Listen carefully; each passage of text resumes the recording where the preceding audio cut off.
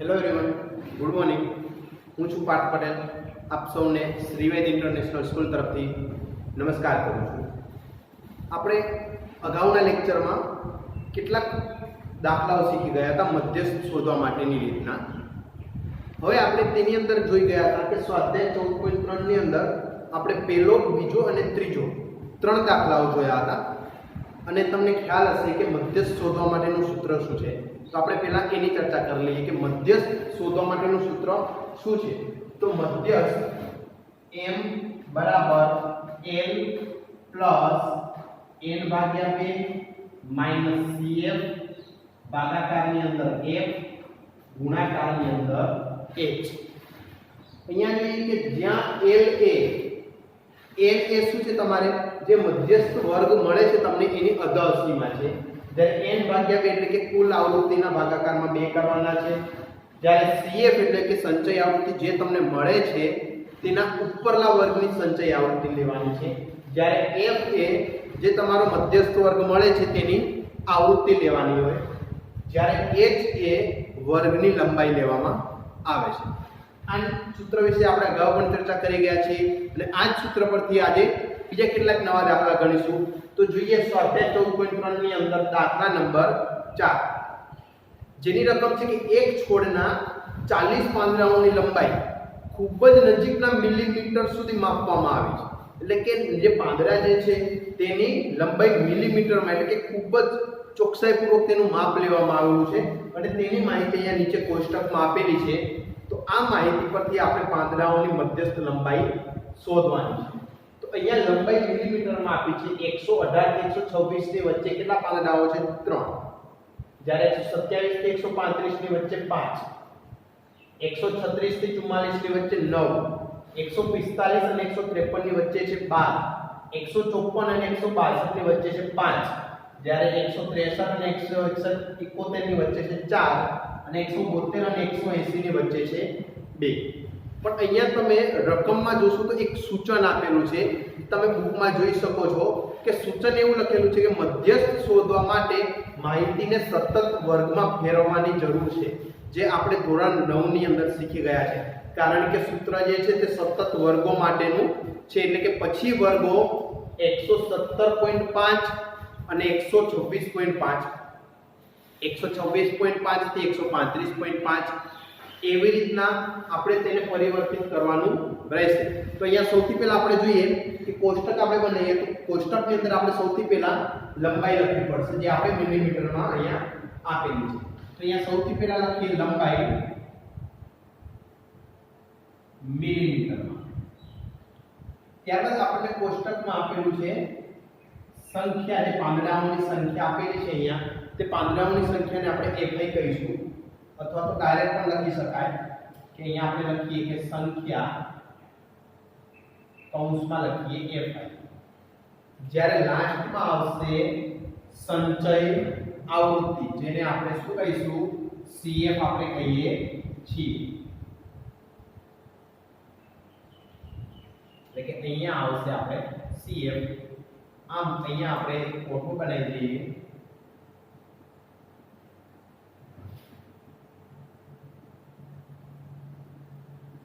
હવે જોઈએ આપણે અહીંયા આપણને કયા વર્ગની અંદર ફેરવવાનું કીધું છે.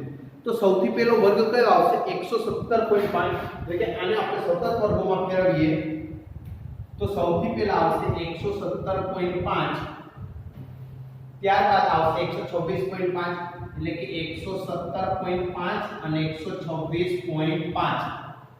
જ્યારે તેની આવૃત્તિ જે છે એટલે કે સંખ્યા f એ 3 આપેલી છે.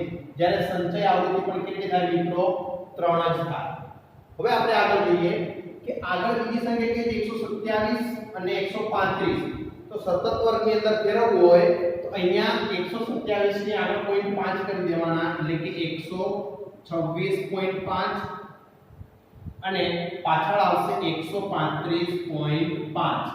તેની સંખ્યા છે 5 અને સંચય આવૃત્તિની અંદર 3 અને 5 એટલે કે 8 થાય. આમ સંચય આવૃત્તિ આપણને કેટલી મળે? તેની 8.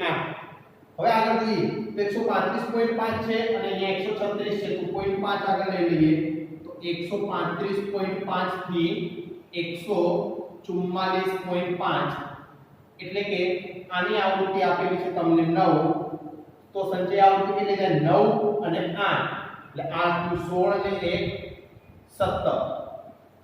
ત્યારબાદ આગળ જોઈએ તો 144.5 થી લઈને ક્યાં સુધી છે તો 153.5 સુધીની છે. જ્યારે તેની સંખ્યા કેટલી આપી છે મિત્રો અહીંયા 12, એટલે કે 12 આપેલા હોય તો 17 અને 12 કરીએ તો કેટલા થાય મિત્રો 29. ત્યારબાદ આગળ જોઈએ તો 153 આવી ગયા છે એટલે કે અહીંયા આવશે 153.5 થી લઈને 162.5, જેની આવૃત્તિ અહીંયા તમને આપેલી છે 5, એટલે કે 5 અહીંયા એડ કરી દઈએ એટલે 29 અને 5 એટલે કે આપણને કેટલા મળે મિત્રો 34. ત્યારબાદ આગળ જોઈએ તો 162.5 થી લઈને કેટલા આવે છે 171.5 મળે અને તેની આવૃત્તિ તમને કેટલી આપી છે 4, એટલે કે અહીંયા 34 અને 4 કરીએ તો આપણને સંચય આવૃત્તિ મળે 38. ત્યારબાદ આગળ જોઈએ લાસ્ટમાં કેટલા છે મિત્રો 172 થી 180, એટલે કે આપણે સતત વર્ગમૂળમાં ફેરવીએ તો અહીંયા આપણને 171.5 અને લાસ્ટમાં આવે 180.5. તો તેની આવૃત્તિ તમને કેટલી આપી મિત્રો 2, તો 38 અને 2 કેટલા થાય 40. આમ આપણને કુલ આવૃત્તિ જે છે તે કેટલી મળે છે 40. એટલે કે આપણે જે રકમ સૂત્રની અંદર આપણને જે અહીંયા n મળે છે તે આપણને કેટલા મળે 40, n/2 કરીએ તો આપણને કેટલા મળશે મિત્રો 20. એટલે કે આપણે કુલ આવૃત્તિ જે છે તે આપણને કેટલી મળે છે 40. પણ અહીંયા તમને એક પ્રશ્ન થતો હશે કે આપણે ધોરણ 9 ની અંદર પણ શીખી ગયા છીએ કે અહીંયા સતત વર્ગોની અંદર કેમ ફેરવવામાં આવે છે. કારણ કે અહીંયા તમને જે આપેલું છે માહિતી ખૂબ જ ચોકસાઈપૂર્વકની મિલીમીટરમાં આપેલી છે. તો તમે જોવા જાઓ તો અહીંયા 126 આપેલા છે ને અહીંયા 127. જો કોઈ પાંદડાની લંબાઈ 126.5 હોય તો આપણે એને 118 થી 126 માં લખીએ કે 127 કે 135 ની વચ્ચે લખી શકાય. 126.5 હોય તો આ બંનેમાંથી એક પણ સંખ્યાની અંદર આપણે લખી શકતા નથી. માટે તેને સતત આવૃત્તિમાં અથવા તો સતત વર્ગની અંદર આપણે ફેરવવા પડે. તો હવે જોઈએ આપણે જે આપણે અહીંયા n બરાબર કેટલા મળે છે 40, તો આપણે અહીંયા જોઈએ કે n બરાબર કેટલા છે 40, માટે n/2 આપણને કેટલા મળે 20. તો 20 જોઈએ 20 અહીંયા ક્યાં મળશે તો 20 એ આપણને અહીંયા મળે છે એટલે કે 144.5 થી 153.5 ની વચ્ચે આપણને 20 મળશે. એટલે કે આપણે અહીંયા આપણે આખી લાઈન દોરી દઈએ આ રીતના. એટલે કે હવે આપણે જોઈએ આગળ તો આપણને L કેટલા મળશે, એટલે કે આનો મધ્યસ્થ વર્ગ કેટલો થશે. તો જોઈએ મધ્યસ્થ વર્ગ જે છે તે 144.5 થી 153.5 હશે, કારણ કે 20 એ 29 ની અંદર સમાયેલા છે. એટલે કે લંબાઈ જે છે 144.5 અને 153.5 ની વચ્ચે સમાયેલી સંખ્યા છે. તો હવે આપણે આગળ જોઈએ કે આની અંદર શું થાય. તો આપણે અહીંયા લખી દઈએ કે n/2 20 છે, જે મધ્યસ્થ વર્ગ કયો આવે છે 144.5 થી લઈને 153.5 સુધીના વર્ગની અંદર આવે છે, જે મધ્યસ્થ વર્ગની અંદર આવેલ છે. માટે આપણો મધ્યસ્થ વર્ગ જે છે તે કેટલો થાય 144.5 અને 153.5. માટે મધ્યસ્થ વર્ગ કેટલો થશે મિત્રો 144.5 થી 153.5. હવે આપણે આગળ જોઈએ સૂત્રની અંદર કિંમતો આપણે મૂકતા જવાની છે. તો સૌથી પહેલા આવે છે L. L એટલે કે મધ્યસ્થ વર્ગની અધસીમા, જે આપણી પાસે છે 144.5. જ્યારે n ભાગ્યા 2 અહીંયા આપેલા છે 20.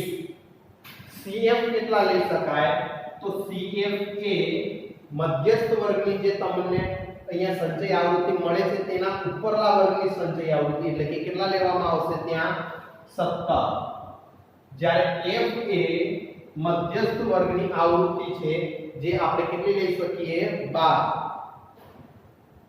જ્યારે h એ વર્ગની લંબાઈ છે એટલે કે વર્ગની લંબાઈ અહીંયા જોઈએ તો 144.5 થી 153.5 ની વચ્ચે 9 આવે એટલે કે તેની બાદબાકી કરીએ તો આપણને કેટલા મળે 9 આમ હવે આપણે આ બધી જ કિંમતો જે છે તે આપણે સમીકરણ એટલે કે જે સૂત્ર જે આપણને આપેલું છે તેની અંદર મૂકી દઈએ તો જોઈએ હવે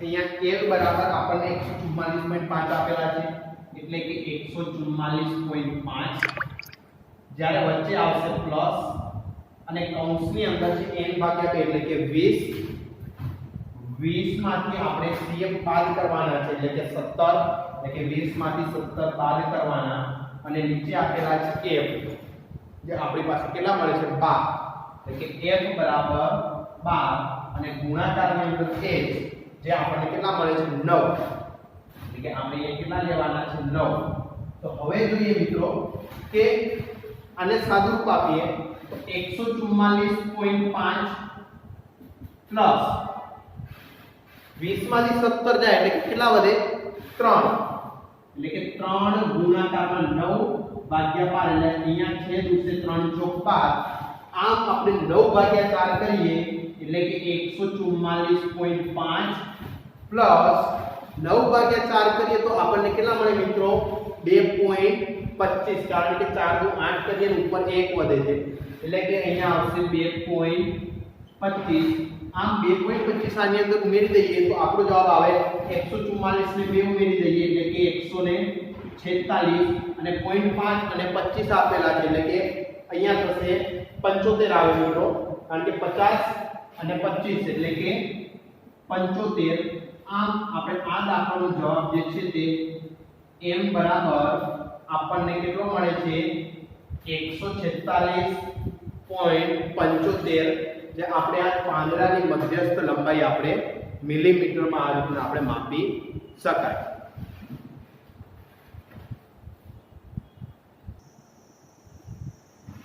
તો મિત્રો હવે આપણે એક આગળનો દાખલો જોઈએ દાખલા નંબર 5 જેની રકમ છે અહીંયા એક બલ્બનું આયુષ્ય આપેલું છે જે બલ્બનું આયુષ્ય જે છે તે 400 બલ્બ આપેલા છે નિયોન ગોળાનું આયુષ્ય અહીંયા આવૃત્તિ વિતરણની અંદર આપેલું છે તેની અંદર 1500 થી અને 2000 ની વચ્ચે કુલ સંખ્યા કેટલી છે મિત્રો ગોળાની 14 જ્યારે 2000 થી 2500 ની વચ્ચે 56 2500 થી 3000 ની વચ્ચે 60 3000 થી 3500 ની વચ્ચે 86 3500 થી 4000 ની વચ્ચે 74 4000 અને 4500 ની વચ્ચે 62 જ્યારે 4500 અને 5000 ની વચ્ચે કુલ જે ગોળાઓની સંખ્યા જે છે તે આપણને અહીંયા કેટલી આપી છે મિત્રો 48 તો આપણે આ જે આવૃત્તિ વિતરણ તમને આપેલું છે તેના પરથી આપણે ગોળાની આયુષ્યનો આપણે મધ્યસ્થ શોધવાનું છે તો આપણે દર વખતે કરીએ છીએ સેમ એના જેવો દાખલો એ જ સૂત્ર એવી જ રીતના કિંમતો મૂકવાની છે તો ચાલો આપણે જોઈએ કે અહીંયા આયુષ્ય જે છે તે સૌથી પહેલા કેટલું આપ્યું છે 1500 થી 2000 એટલે કે અહીંયા લખીએ 1500 થી 2000 જ્યારે તેની સંખ્યા કેટલી આપી છે 14 તો સંચય આવૃત્તિ કેટલી થશે ખાલી 14 ત્યારબાદ આગળ છે 2000 થી 25 એટલે કે 2000 અને 2500 ની વચ્ચે કેટલા આપેલા છે 56 આમ હોય તેની સંચય આવૃત્તિ કેટલી થાય 14 અને 56 આપણે એડ કરવા પડે એટલે કે 56 અને 14 એટલે કે 70 ત્યારબાદ આગળ 2500 થી 3000 2500 અને 3000 ની વચ્ચે કુલ કેટલા છે 60 તો સંચય આવૃત્તિ કેટલી થાય 70 પ્લસ 60 એટલે કે 7 અને 6 એટલે કે 13 આમ તેની સંચય આવૃત્તિ કેટલી મળશે 130 ત્યારબાદ આગળ જોઈએ તો 3000 અને 3500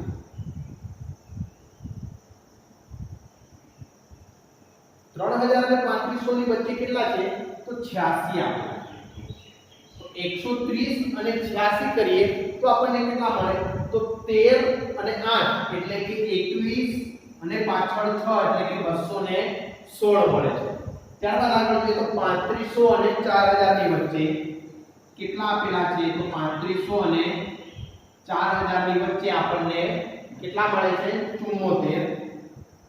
હવે આપણે 216 અને 74 એડ કરીએ એટલે પહેલા તો 16 અને 4 20 એટલે કે 220 અને 70 એટલે કે 290 મળે.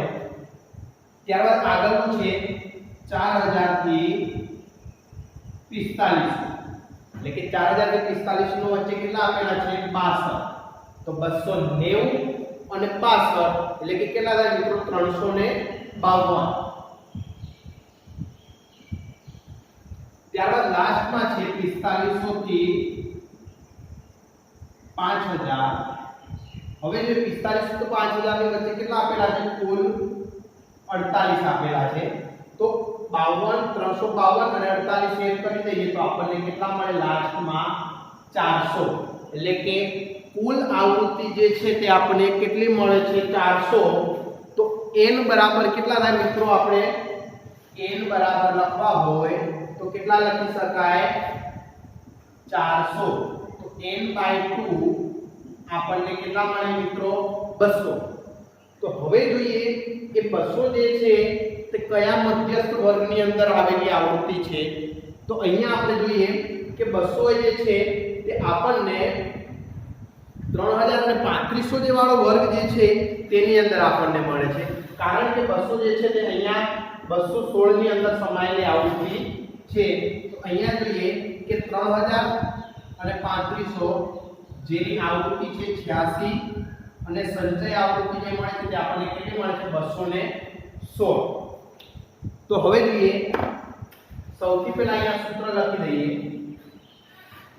તો સૂત્ર તમને બધાને યાદ છે m બરાબર l પ્લસ n ભાગ્યા 2 માઈનસ cf ભાગાકારની અંદર f ગુણાકારની અંદર કેટલા આવશે h જે મધ્યસ્થ શોધવા માટેનું સૂત્ર છે.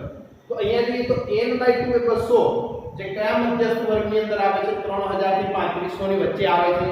તો અહીંયા આપણે ડાયરેક્ટ લખીએ માટે મધ્યસ્થ વર્ગ આપણને કેટલો મળે 3000 થી 3500.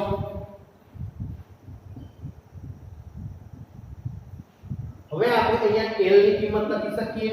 l એટલે કે મધ્યસ્થ વર્ગની અધઃ સીમા જે આપણને કેટલી મળે છે અહીંયા 3000. ત્યારબાદ જોઈએ n/2 અહીંયા આપણને મળેલા છે. આગળ cf આવે છે. cf એટલે કે જે અહીંયા મધ્યસ્થ વર્ગ 3000 અને 3500 મળેલા છે તેની સંચય આવૃત્તિની ઉપરની સંચય આવૃત્તિ એટલે કે તેના ઉપરનો વર્ગ કયો છે 2500 થી 3000 તેની સંચય આવૃત્તિ કેટલી આપેલી છે 130. ત્યારબાદ આગળ જોઈએ તો f એટલે કે જે મધ્યસ્થ વર્ગ આપેલો છે તેની આવૃત્તિ એટલે કે મધ્યસ્થ વર્ગ 3000 થી 3500 આપેલો છે તો તેની આવૃત્તિ કેટલી મળે મિત્રો 86 એટલે કે અહીંયા આવશે આપણી પાસે 86. ત્યારબાદ h એટલે કે વર્ગની લંબાઈ. વર્ગની લંબાઈ અહીંયા જોઈએ તો 3000 થી 3500 એટલે કે વર્ગની લંબાઈ કેટલી થાય 500. હવે આ બધી જ કિંમતો જે અહીંયા મળી છે આપણને તે કિંમતો આપણે સૂત્રની અંદર મૂકી દઈએ. તો હવે સૂત્રની અંદર કિંમતો મૂક્યા પછી આપણે શું કરીશું મિત્રો સાદુરૂપ આપીએ. તો m બરાબર l કેટલા છે 3000 પ્લસ n ભાગ્યા 2 n ભાગ્યા 2 જે આપણને કેટલા મળે છે 200 માઈનસ cf જે છે તે આપણે કેટલા લખી શકીએ 130. જ્યારે નીચે ભાગાકારની અંદર કેટલા આવે છે f એટલે કે કેટલા મળે મિત્રો 86 એટલે કે ભાગ્યા કેટલા આવશે 86 ગુણાકારની અંદર h જે છે તે આપણને કેટલા મળે છે 500 એટલે કે ગુણ્યા કેટલા લખી શકાય 500. હવે આપણે આનું સાદુરૂપ આપીએ તો સૌથી પહેલા અહીંયા 3000 લખી દઈએ. ત્યારબાદ 200 માંથી 130 જાય તો કેટલા વધે? 200 માંથી 130 જાય તો 70 વધે. આમ 70 ગુણ્યા 500 ભાગ્યા 86 એટલે કે 70 ગુણ્યા 500 એટલે કે 7 પંચા 35 35 ભાગ્યા 86 35 ભાગ્યા 86 કરીએ તો આપણને 406.98 જવાબ મળે છે. એટલે કે 3000 પ્લસ 406.98 એટલે કે 7 પંચા 35 એટલે કે 35000 ભાગ્યા 86 કરવાથી આપણને જવાબ કેટલો મળે છે? 406.98 મળે છે. તો 406.98 આની અંદર એડ કરી દઈએ તો આપણો જવાબ કેટલો વધે? 3406.98 જે આપણો મધ્યસ્થ m મળી ગયો કહેવાય. આમ આપણે જે અહીંયા આયુષ્ય જે નિયોન બલ્બનું આયુષ્ય જોયું છે તેનું આયુષ્યનો મધ્યસ્થ 3406.98 મળે છે. એટલે કે અહીંયા કલાકની અંદર આપેલું છે એટલે કે આપણે આની અંદર એકમ તરીકે કલાક આપણે વાપરી શકાય. તો મિત્રો આજે જે બે દાખલા ચલાયા છે તેની અંદર આપણે સમજણ પડી ગઈ હશે. અને હવે આપણે જોઈએ તો આગળ સ્વાધ્યાયની અંદર બીજા બે દાખલા બાકી રહે છે. તે બે દાખલા અને આજના બંને દાખલા તમારે તમારી જાતે ગણવાના છે. જ્યારે આ વિડિયો સ્ટોપ કરીને તમારી જાતે ગણવાનો પ્રયત્ન કરજો. જો ના આવડે તો જ આપ આ વિડિયો જોજો, તો આપણને વધારે ગણિતની અંદર પ્રેક્ટિસ થશે. જ્યારે બાકીના બે દાખલા છે તે તમારે જાતે જ ગણવાના છે. ત્યારબાદ આગળ આપણે કેટલાક બીજા દાખલાઓ ગણીશું મધ્યસ્થ શોધવા માટેના, કે જે એક્ઝામમાં આપણને પૂછાઈ શકે અથવા તો એક્ઝામની અંદર મોસ્ટ આઈએમપી પ્રશ્નો હોય તેવા, પરંતુ કેવા જે એક્ઝામની અંદર બોર્ડની એક્ઝામની અંદર જે બહારથી જે રકમ આવે છે જ્યારે તમે ગભરાઈ જાઓ છો કે આ દાખલો તો બુકનો નથી, તેવા આપણે બે ત્રણ દાખલાઓ અલગ પ્રકારના આપણે જોઈશું કે જેની અંદર અહીંયા જે સંખ્યા આપી છે તે ખૂટતી આવૃત્તિ શોધવાના હોય અથવા તો ખૂટતી આવૃત્તિ શોધ્યા પછી તેનો મધ્યસ્થ અથવા તો બહુલક કેવી રીતે શોધી શકાય તેવા દાખલાઓ આપણે નેક્સ્ટ લેક્ચરની અંદર લઈશું. તો મિત્રો જે આજના લેક્ચરની અંદર તમે ભણ્યા છો, સૌથી પહેલા જે ચોથો દાખલો હતો તેની અંદર મધ્યસ્થ વર્ગ જે શોધ્યો છે આપણે તે કઈ રીતના શોધ્યો તેની અંદર રકમમાં આપણને સૂચન આપેલું છે કે જે વર્ગો જે છે તે આપણે સતત કરવાના હતા. તો મિત્રો ખાસ ધ્યાન રાખવું કે રકમની અંદર પૂરેપૂરી વાંચી ત્યાર પછી જ આગળ દાખલો ગણવાની કોશિશ કરવાની, કે રકમમાં જો આપણે વાંચ્યું ના હોત તો જે સૂચન આપણને મળેલું છે રકમમાં તે આપણને મળી શક્યું ના. આમ આપણે જોઈએ કે જે આપણને સૂચન મળ્યા પછી જે આપણે સતત વર્ગોની અંદર ફેરવ્યા પછી આપણે તેનો જવાબ લાવ્યા હતા તો આપણને ખૂબ જ સરળતા રહી. ત્યારબાદ આપણે પાંચમા દાખલાની અંદર પણ બલ્બનો આયુષ્યનો મધ્યસ્થ આપણે શોધ્યો, જે આપણને અહીંયા મળ્યો છે 3406.98 મળ્યો છે. હવે આપણે નેક્સ્ટ લેક્ચરની અંદર મુલાકાત લઈશું. ત્યાં સુધી મિત્રો બાય બાય, થેન્ક યુ.